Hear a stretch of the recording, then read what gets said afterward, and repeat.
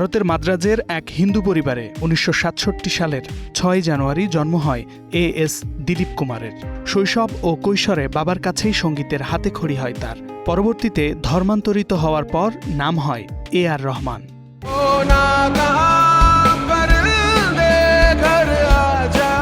১৯৯২ সালে তামিল চলচ্চিত্র রোজা দিয়ে মিউজিক ক্যারিয়ার শুরু। এরপর একের পর এক কালজয়ী গান ও সুর উপহার দিয়ে জয় করে নেন কোটি ভক্তের হৃদয়। ভারতীয় চলচ্চিত্রের পাশাপাশি আন্তর্জাতিক সিনেমায় কাজ করার সুবাদে রেকর্ডিং আর্টিস্টদের মধ্যে নিজেকে অনন্য উচ্চতায় প্রতিষ্ঠিত করেন তিনি। অসংখ্য কালজয়ী গান আর সুরে মাতানো এই সঙ্গীত পরিচালক, গায়ক ও সঙ্গীত প্রযোজক অর্জন করেছেন বহু খেতাব।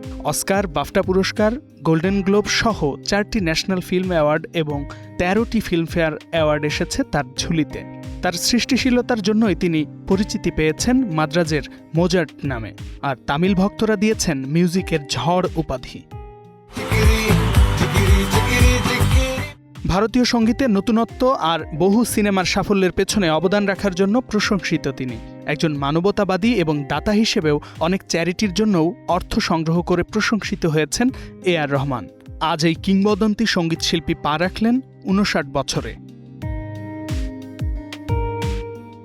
শামীম বিশ্বাস, স্টার নিউজ।